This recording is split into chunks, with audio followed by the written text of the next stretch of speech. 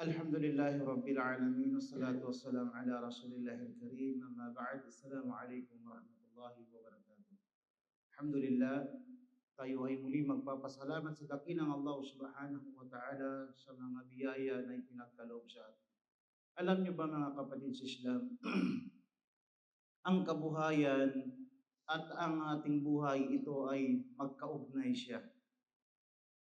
Magkaugnay at magkakambal, na dapat ito ay magsabay at hindi ito pwede magkahiwalay.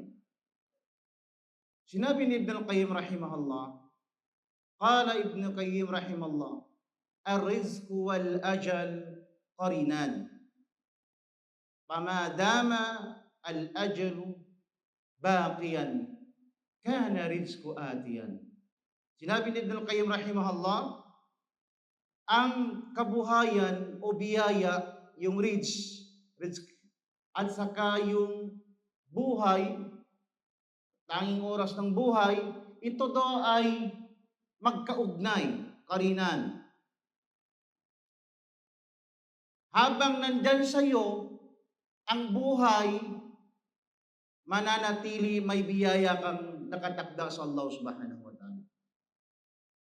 Ibig sabihin, sa sinabi ni Ibn al-Qayyim rahimahullah, huwag kang matakot, la tahzan, wala takhaf.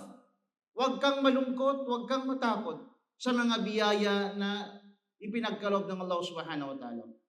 Dahil abang ikaw ay nabubuhay sa mundo, mayroon kang rizq sa Allah subhanahu wa ta'ala. Pagbutihan mo lang, pagsikapan mo maghanap buhay ng halal. Kahit kaunti basta halal. At ang Allah subhanahu wa ta'ala siya na ang bahala na magbibigay sa iyo habang ikaw ay nabubuhay. Sa ibang hadis, sa sinabi ng Propeta sallallahu alaihi wasallam, hindi ka papatayin ng Allah subhanahu wa ta'ala hanggat hindi naubos ang rizq na nakasulat sa iyo. Kaya mga kapatid sa Islam, nais mo bang umabang yung buhay? Nais mo bang madugtungan ng iyong buhay? Ito yung sinabi ng Allah subhanahu wa ta'ala, wala in syakartum la azidannakum. Kung kayo ay nagpasalamat sa Allah subhanahu wa ta'ala, dadagdagan ng Allah ang inyong mga biyaya. Pag dinagdagan yung biyaya mo, ahaba ang iyong buhay. Alhamdulillah. Pero, ang pinakamainam na mahabang buhay ay magamit sa kabutihan. Magamit sa pag-ibada sa Allah subhanahu wa ta'ala.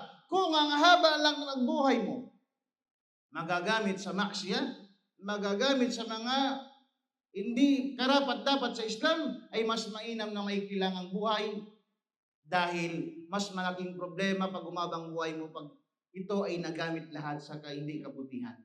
Naway inshallah, pagkaloob ng Allah subhanahu wa ta'ala sa atin na tayo ay datnan ng kamatayan na habang tayo ay nananampalataya sa Allah subhanahu wa ta'ala. Assalamualaikum warahmatullahi wabarakatuh.